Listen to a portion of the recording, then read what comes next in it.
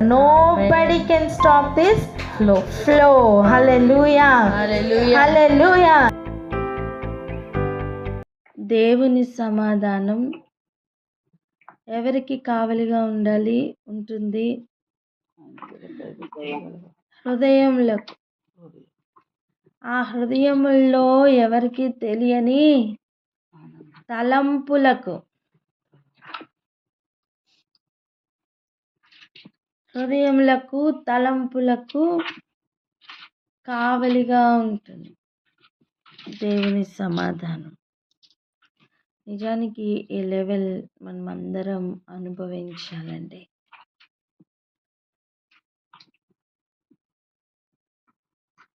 అధికమైన జ్ఞానం అధికమైన కలవరాన్ని, శోకాన్ని తీసుకొస్తుంది. చాలా ఎక్కువ జ్ఞానం ఉంచుకోవడం వలన, అంటే అదే మనం మాట్లాడుకున్నాం కదా, దేవుని జ్ఞానం కాదు, ఈ లోకపు జ్ఞానం గురించి మాట్లాడుతున్న మాటలవి. అన్ని జ్ఞానం, సమస్త జ్ఞానం. నీకు భూమి గురించి తెలుసు, ఆకాశం గురించి తెలుసు, అన్నిటి గురించి తెలుసు. అంత జ్ఞానం పెట్టుకొని వాటి గురించి ఎక్కువగా తెలుస్తున్నప్పుడు ఇంకేమవుతుందంటే, ఒక పక్కన ఫెమిలియారిటీ, ఇంకో పక్కన కలవరం, ఇంకో పక్కన అన్నీ తెలుసు కదా, ఎంత ఎంత వాటి గురించి సంతోషం, అతిశయం కూడా ఉండొచ్చు.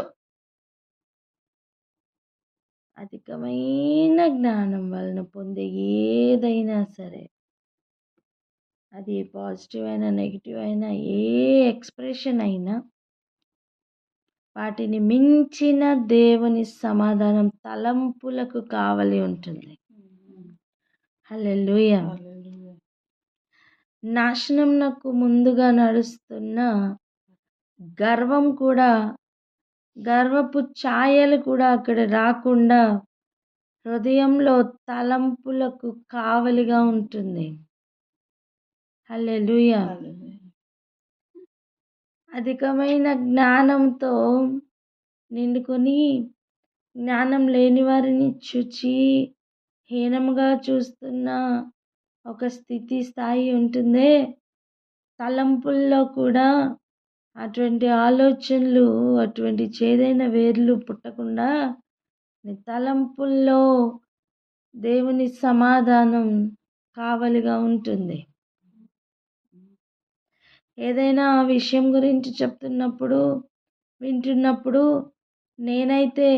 నాకైతే అని ఆలోచిస్తావే, తలంపుల్లో అలాంటి ఆలోచనలు లేకుండా, అలాంటి కంపారిజన్లు లేకుండా దేవుని సమాధానం కావలి ఉంటుంది.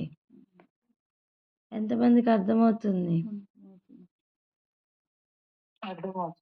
హల్లెలూయా.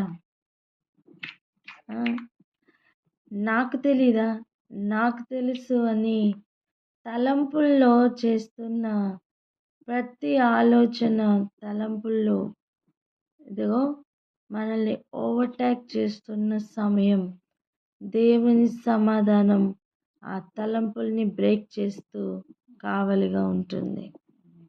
హల్లెలూయా. అంటే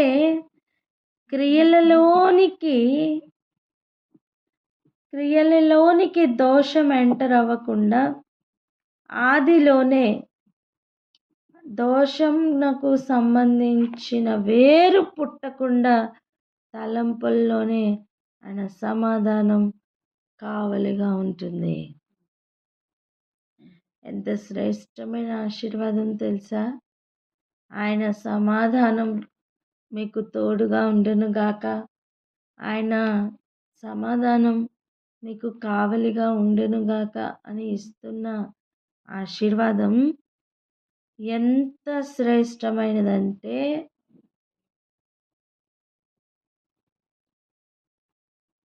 రానున్న ఉగ్రత దినముల నుంచి తప్పించే అంత శక్తి కలిగిన ఆశీర్వాదం అది. హల్లెలూయా. దేవుడు అనుగ్రహిస్తున్న సమాధానం హృదయాలను పరిపాలించాలి.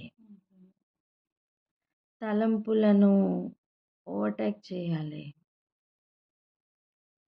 అంతేకాదు ఇంకొక ముఖ్యమైన విషయం, ఈ లౌక జ్ఞానంతో, ప్రకృతి సంబంధమైన జ్ఞానంతో, ప్రకృతి సంబంధమైన మనస్సుతో కదులుతున్న తలంపులకు దేవుని జ్ఞానంతో కూడిన సమాధానం ఓవర్టేక్ చేసి పూర్తిగా ఆత్మ సంబంధమైన వ్యక్తిగా మారుస్తుందండి. అందుకే ప్రకృతి సంబంధమైన మనస్సు ఏ జ్ఞానంనైతే అర్థం చేసుకోలేదో, ఈ దేవుని సమాధానం పరిపాలిస్తున్న ఏరియాలో అది అనేక విషయాలను కట్ చేస్తుంది కనుక దేవుని ఉద్దేశములు గ్రహింపులోనికి వచ్చే అవకాశం ఉంటుంది. హల్లెలూయా. నేను అంటాను, చూడండి, ట్రాఫిక్లో మీరు చాలాసార్లు గమనించండి, పొలిటీషియన్స్ కానీ వెళ్తూ ఉన్నప్పుడు కాన్వాయ్ వెళ్తుంది కదా, అప్పుడు పోలీసులు అందరూ చేతులు అడ్డం పెడుతూ ఏం చేస్తారు, నార్మల్ పబ్లిక్ని అడ్డగిస్తారు. కమాన్, అర్థమవుతుందా? అక్కడ ఎంత ట్రాఫిక్ అయినా జామ్ అవనివ్వండి, ఇక ఏమైనా ఉండనివ్వండి, పోలీసులు అందరూ కూడా అప్పటి వరకు కనపడని పోలీసులు సడన్గా వచ్చేస్తారు, ప్రతి రోడ్డు బ్లాక్ చేస్తారు. ఎందుకు అని కొంచెంసేపు తర్వాత చూస్తే ఓ పెద్ద కాన్వాయ్ ఫాస్ట్గా వెళ్ళిపోతుంది. ఎంతమందికి అర్థమవుతుంది? చూసారా అటువంటి పరిస్థితులు? అందరు చూసారా? ఇప్పుడు గమనించండి, అనవసరమైన ఆలోచనలను దేవుని సమాధానం అలా కావలిగా ఉంచి దేవుని ఆలోచనని లోనికి అలా దూసుకొని వెళ్ళేటట్లుగా, హల్లెలూయా, ఆయన వాక్యము అలా చొచ్చుకొని వెళ్ళినట్లుగా, ఖడ్గం అలా చొచ్చుకొని వెళ్ళినట్లుగా, అగ్ని అలా అలా నేరుగా గుండెల్లోనికి, హృదయంలోనికి దిగిపోనట్లుగా నీ తలంపులకి కావలిగా ఉంటుంది నాన్న. అనేక ఆలోచనలు నిన్ను డిస్టర్బ్ చేయడానికి గష్ అవుతున్న టైం, ఇదిగో ఒక చేయి అడ్డం పెట్టి అంత ట్రాఫిక్ని ఆ పోలీసు ఎలా ఆపగలుగుతున్నాడో, అలా ఎన్ని తలంపులు నిన్ను డిస్టర్బ్ చేయాలని ప్రయత్నించినా, ఎన్ని తలంపులు ఆయన వాక్యం నిన్ను వినకుండా చేయాలని ప్రయత్నపడినా, వాటన్నిటినీ కూడా ఆపుతుంది. హల్లెలూయా. శత్రు చొరబడాలని ప్రయత్నం చేస్తున్నప్పుడు బార్డర్ సెక్యూరిటీ ఫోర్స్లో ఉన్న ఆర్మీ ఎలా అయితే ఒక్క శత్రువుని కూడా రానివ్వరో, అలా తలంపులకు దేవుని సమాధానం కావలిగా ఉంటుంది. ఎంతమందికి అర్థమవుతుంది?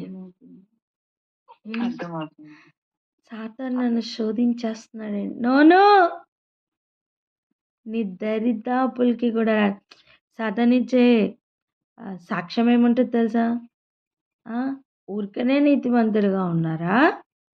ఊరికనే అంత నిన్ను నమ్ముకొని మౌనంగా ఉన్నారా? నువ్వు వాళ్ళకి కంచి వేసావు కదా. ఎందుకు? వాని ప్రయత్నానికి అడ్డం పడిన దేవుని సమాధానం వాడికి తెలుసండి.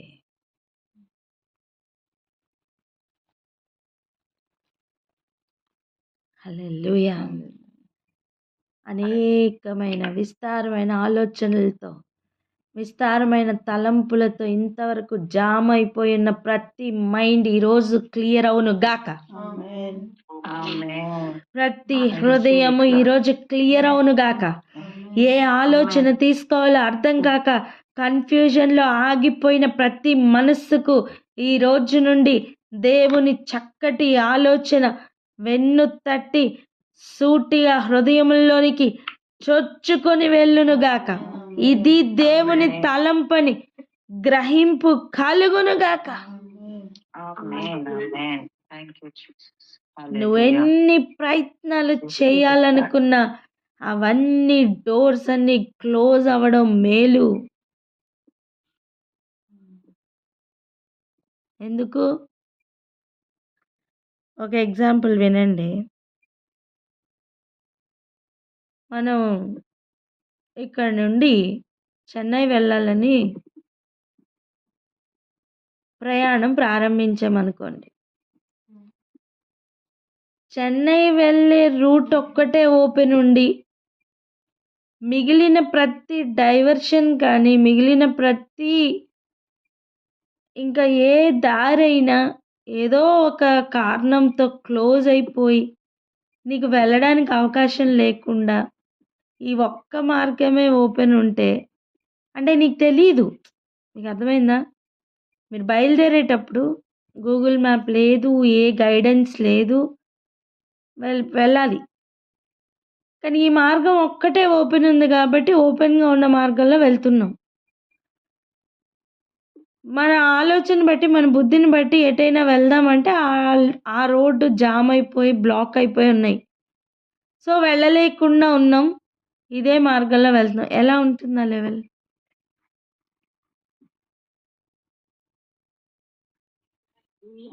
హల్లెలూయా.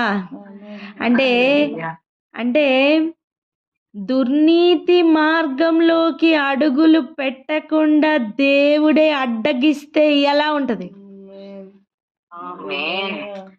హల్లెలూయా. ఇదిగో దేవుని సమాధానం కావలిగా ఉన్న లెవెల్ అలా ఉంటది.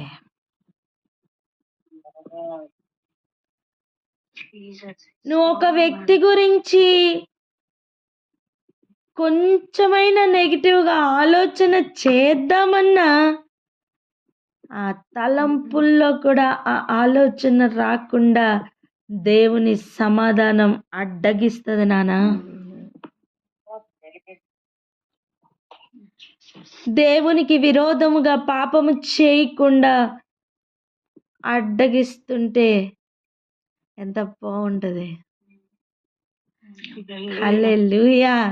ఈరోజు ఇటు శ్రేష్టమైన మార్గంలో నడిపించడానికి దేవుడు సిద్ధంగా ఉన్నారు. మరి ఆయన్ని స్వీకరించి హృదయంలో ఆయనకి చోటు ఇచ్చి హల్లెలూయా ఇంకా దేనికి అవకాశము లేకుండా కేవలం కేవలం కేవలం సమస్త జ్ఞానంకు మించి ఆయన ఉద్దేశం ఆయన చిత్తం నెరవేర్చడానికి హృదయం సిద్ధపరచుకో. ఆయన సమాధానం పరిపాలించడానికి ఇక టేక్ ఓవర్ చేయడానికి ఆయన రెడీగా ఉన్నారు. ఇంతవరకు ఉన్న ప్రవర్తన వేరు, ఇక ఉన్న ప్రవర్తన వేరుగా ఉంటుంది. ఇంతవరకు ఉన్న మాట విధానం వేరు, ఇక విధానం వేరుగా ఉండబోతుంది. హల్లెలూయా.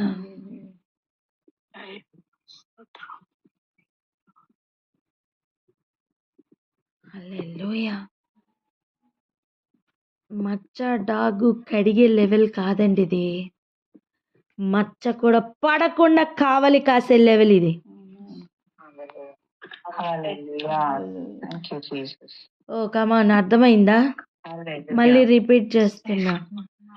మచ్చ డాగులు కడిగే లెవెల్ కాదు, అసలు మచ్చ కూడా పడకుండా ప్రివెంట్ చేస్తున్న లెవెల్.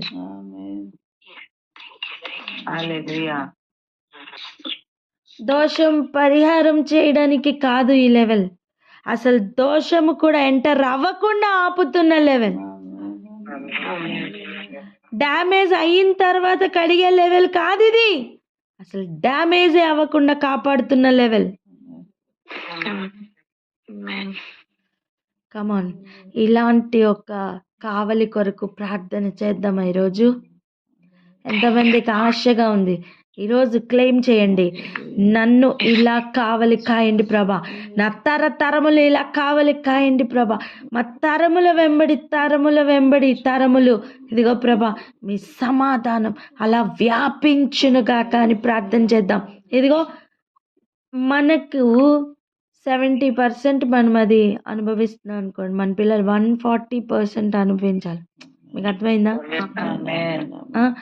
అలా నాకంటే ఎక్కువగా, అర్థమవుతుందా? ఇలా ప్రార్థన చేద్దామండి. ఎందుకో చెప్తా వినండి. ఒక ఆర్మీలో ఒక 10 మంది కలిసి ఒక యుద్ధం చేస్తున్నారనుకోండి, ఒకరికంటే ఒకరు బలవంతులుగా ఉన్నారనుకోండి, ఆ పని త్వరగా ముగుస్తుంది. హల్లెలూయా. నేను ఒక్కడనే బలవంతుడిగా ఉండాలి, మిగిలిన వాళ్ళందరూ నాకంటే తక్కువ ఉండాలి అంటే నీ ఒక్కడివే భారం మోయాలి నాన్న. అర్థమైందా? అలా కాకుండా ఆ ఫస్ట్ వ్యక్తి కంటే రెండో వ్యక్తి ఇంకా బలవంతుడు, ఆ వ్యక్తి కంటే మూడో వ్యక్తి ఇంకా బలవంతుడు. కమాన్, అలా ఉంటే అసలు ఆ 10 మంది అడుగు పెడితే ఎలా ఉంటది తెలుసా? హల్లెలూయా. ఒకరికంటే ఒకరు ఎక్కువగా యోగ్యులు అవ్వాలని, ఒకరికంటే ఒకరు ఇంకా బలవంతులుగా ఉండాలని, ఒకరికంటే ఒకరు ఇంకా ఇంకా సమీపంగా ఉండాలని ప్రార్థన చేద్దామా? లోక నీతి ప్రకారం నువ్వు ఫస్ట్ రావాలంటే ఇంకెవరు నీకంటే ఎక్కువ ఉండకూడదు. కానీ దేవుని నీతి ప్రకారం నువ్వు ఫస్ట్ రావాలంటే నీకంటే మిగిలిన వాళ్ళందరూ బలవంతులుగా ఉండాలి.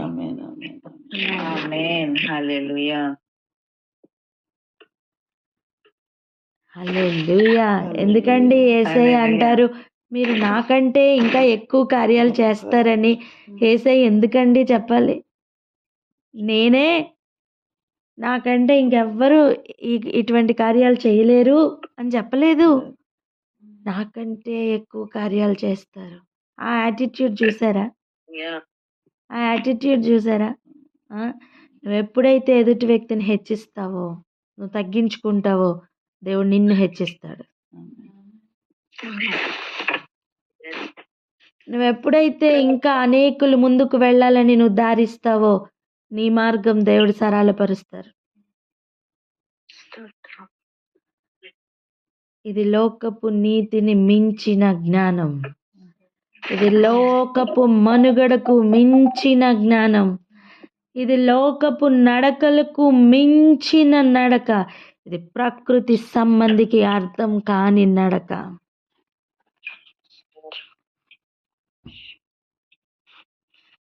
హల్లెలూయా. ఒక పెద్ద గొడవ చేస్తూ ఉన్న పరిస్థితిలో ఈ లోకపు నీతి ప్రకారం అయితే నువ్వు కూడా నోరు చేయాలి, కానీ దేవుని సమాధానం నిన్ను పరిపాలిస్తూ ఉంటుంది. నువ్వు ఆ సమయం నోరు మూసుకొని ఉంటావు. ఎవరికి అర్థం కాదు, ఎందుకు ఇలా నోరు మూసుకొని ఉన్నారు, ఎందుకు ఇలా మౌనంగా ఉన్నారు. వారికి అర్థం కాదండి, లోకస్తులకు అర్థం కాదండి. కానీ ఒక సమయం వస్తుంది, దేవుడు పగ తీర్చుకునే సమయం ఒకటి వస్తుంది. ఆ సమయం లోకస్తులకే అర్థం కాని దేవుని తీర్పులు వచ్చినప్పుడు అప్పుడు అర్థమవుతుంది ఆయన పరిశుద్ధుడని. హల్లెలూయా. నువ్వు మౌనంగా ఉన్నప్పుడు ఆయన పరిశుద్ధత లోకం నాకు అర్థం కావట్లేదేమో, ఒక సమయం వచ్చినప్పుడు ఆయన పరిశుద్ధుడు అని చెప్పకుండా ఎవరు ఉండలేరు. రొమ్ములు కొట్టుకొని ఆయన పరిశుద్ధతను వ్యాపింపజేస్తారు.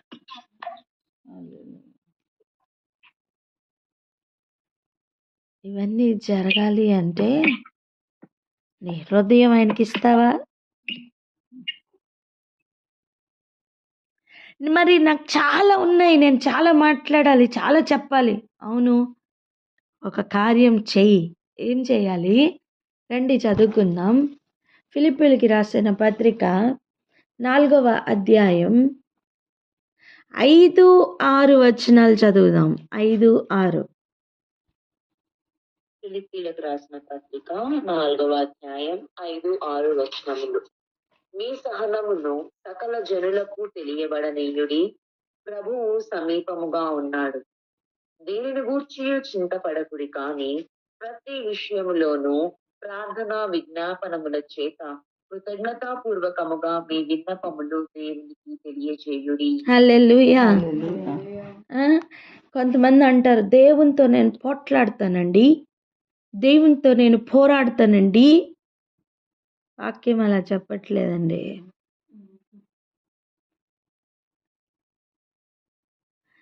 ప్రతి విషయంలోను ఏమంట, కొన్ని విషయాల్లోనుందా, లేదు, ప్రతి విషయంలోను ప్రార్థన విజ్ఞాపనముల చేత కృతజ్ఞతాపూర్వకంగా మీ విన్నపములు దేవునికి తెలియచేయుడి.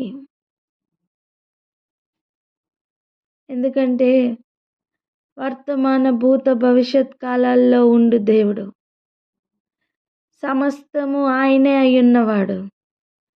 జరగబోతుంది ఏంటో ఆయనకి తెలుసు. ఇంతలో కనపడి అంతలో మాయమయ్యే మనకు ఏం తెలుసు? ఏమీ తెలీదు. వింటున్నారా? ఏమీ తెలీదు మనకి, కానీ ఆయనకి అన్నీ తెలుసు. ఒకవేళ మనం ఏదైనా చెప్పాలనుకున్నా, ఒకవేళ మనల్ని ఏదైనా చింత ఆవరించి ఉన్నా, ఇంకా వేరే ఆలోచనలు మనల్ని భయపెడుతున్నా, భ్రమ పెడుతున్నా, అవన్నీ కూడా క్లియర్ అయ్యే దాగు చోటు ఏది? ఆయన సన్నిధి. చెప్పండి, ఆయన సన్నిధి. హల్లెలూయా. ఒక మాట చూడండి, ఉద్యోగం చేస్తున్నాం అనుకోండి, ఇంటిలో ఉన్న కమాండింగ్ వాయిస్ కానీ, ఇంటిలో ఉన్న ఆ ఫ్రీనెస్, లేకపోతే ఆ ఫ్రీడమ్తో వస్తున్న వాయిస్ కానీ నీ హయ్యర్ అథారిటీస్ ఎదురుగుండా వస్తుందా? రాదు. నువ్వు చాలా కోపంగా ఉన్నావమ్మా, నీ పిల్లలు కనపడ్డారు, టపమని 4 వేసావు, అదే కోపంతో అటు తిరిగావు, నీ హయ్యర్ అథారిటీ, నీ డీనో ఎవరో ఈ లోకంలో చెప్తున్న హయ్యర్ అథారిటీ వచ్చి పక్కన నించున్నారు. అటు తిరగంగానే సడన్గా ఒక షిఫ్ట్ జరుగుతుంది, చూసారా? అవునా కాదా? చెప్పండి, ఒక షిఫ్ట్ జరుగుతుందా లేదా? ఏమేం జరుగుతాయి చెప్పండి? అప్పటిదాకా ఉన్న కోపం పోయి మొహంలో ఏమొస్తుంది? నవ్వో భయం ఏదో ఒకటి వస్తుంది. అవునా? అప్పటి వరకు వాయిస్ ఒక రేంజ్లో, ఒక హైట్ చెప్పండి, ఒక 10 feet హైట్లో ఉందనుకోండి, సడన్గా ఇటు తిరగగానే ఆ వాయిస్ ఎక్కడ దిగిపోద్ది? రైట్. ఒకసారి ఆలోచించండి, ఈ లోక అధిపతిని చూస్తేనే, ఈ లోకంలో నీకు ఒక హయ్యర్ అథారిటీని చూస్తేనే అన్ని చేంజెస్ వచ్చినాయే. దేవాది దేవుణ్ణి చూస్తే ఇంకెన్ని చేంజెస్ రావాలి? ఇంకా అటువంటి దేవుడు ఇంటిలోనే ఉన్నారంటే ఇంకెలా ఉండాలి? ఎప్పుడు వాయిస్ రాదు. హల్లెలూయా. రాకూడదు. హల్లెలూయా. అర్థమవుతుందా? నీకు తెలుసు ప్రభా అని విజ్ఞాపనలతో ప్రార్థన ఎలా చేయాలట? కృతజ్ఞతాపూర్వకంగా. హల్లెలూయా. నీకు నష్టం అనిపిస్తున్నా, నీకు కష్టం అనిపిస్తున్నా, ఆయన ఉన్నారు, ఆయనకు తెలుసు అని కృతజ్ఞతాపూర్వకంగా ఆయన కమాండ్స్ని ఫాలో అవ్వడం సాధ్యపడాలి. ఇక్కడ చెప్తున్న మాట చూడండి, ప్రభువు సమీపంగా ఉన్నారు. హల్లెలూయా. ఎట్లాంటి మాట అండి అది? ఇక్కడే ఉన్నారు. మీకు అర్థమైందా?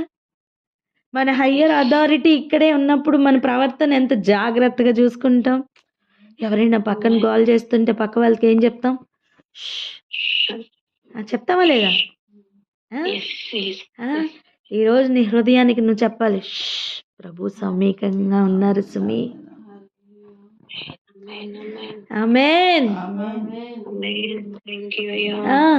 ప్రభు సమీపంగా ఉన్నాడు గనుక మీ సహనం సకల జనులకు తెలియబడనివ్వండి. ప్రభు లేని వారు రంకెలేస్తారు. ప్రభు లేని వారు పిచ్చి పిచ్చిగా బిహేవ్ చేస్తారు. ఏం చేయాలో అర్థం కాదు, కేకలేస్తారు. చేతకాని వాడే అరుస్తాడండి. చెప్పండి ఆ మాట. చేతనైన వాడు పని చేస్తాడు. అంతే కదా, అంతే కదా. ఏం చేయాలో అర్థం కానప్పుడే కదా అరుపులు వస్తాయి.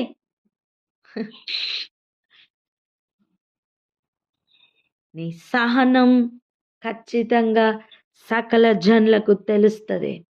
కానీ నువ్వెప్పుడు సహనంగా ఉంటావంటే ప్రభు నీ సమీపంగా ఉన్నాడని గ్రహింపు ఉన్నప్పుడు.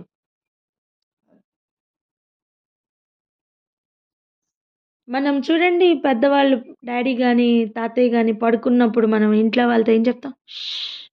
పడుకున్నారు చెప్తామా లేదా? ఇప్పుడు ఆలోచించండి, అలా ప్రభు సమీపంగా ఉన్నారు అన్న గ్రహింపు ఎల్లప్పుడూ ఉందనుకోండి, ఎప్పుడు కూడా అన్నిటికీ మనం అడ్డుగడియలు వేస్తాం. నిన్ను ఈ లోక జ్ఞానం ఓవర్టేక్ చేయడానికి అధికారం లేదు నాన్న. నిన్ను అంటాను, ఈ లోక ఆచారాలు నీ ఎదురుగుండా ఓడిపోతాయి. అంటే ఈ లోకం నేర్పిస్తుంది కదా, ఈ సమయం ఇలాగే బిహేవ్ చేయాలి, ఈ సమయం ఇలాగే చేయాలి.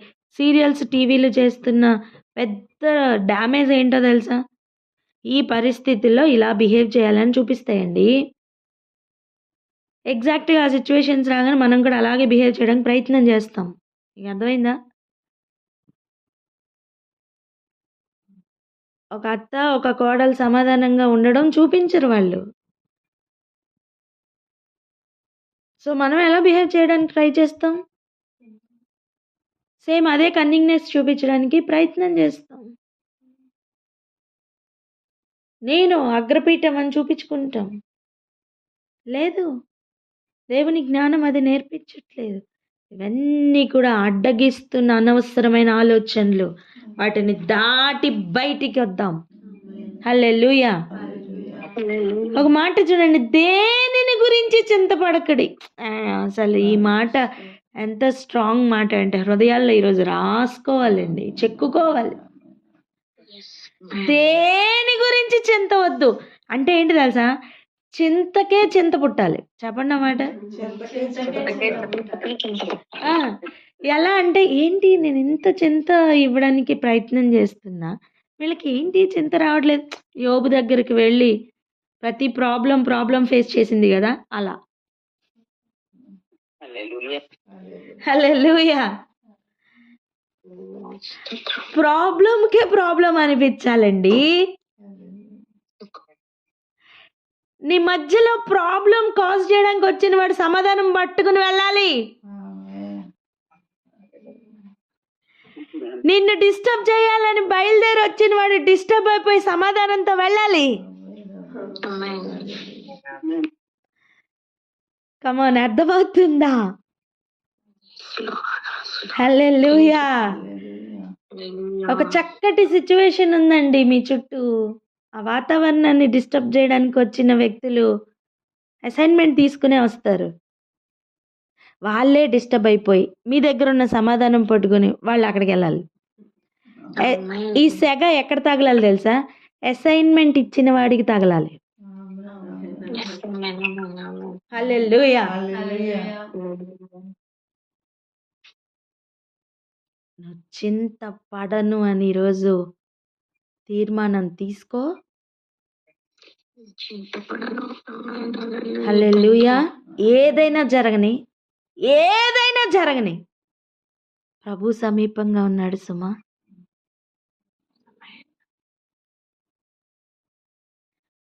చింతపడకుండా ఎలా ఉండాలండి? ఏం చేయాలండి? అంటే అదే ఆలోచనలో చెప్పు. ప్రభు సమీపంగా ఉన్నాడు. ఆ! ఏనాడైతే నువ్వు ఆ ఆలోచనను అక్కడ అడ్డంగా పెడతావో, అంతే ఒక కాన్వాయ్ వెళ్ళినట్టుగా హృదయంలో నుంచి తేటగా నువ్వేం చేయాలో ఒక ఆలోచన అలా పాస్ అవుతది. నువ్వు దాన్ని గ్రహిస్తావు. మేలు కలుగుతది. మేలు కలుగుతది. దేవుని చిత్తం నెరవేర్చబడతది. దేవుని ఉద్దేశ్యం అక్కడ స్థాపింపబడతది. ఈ లెవెల్ తెలుసా? ప్రకృతి సంబంధులు అనుభవించలేరు.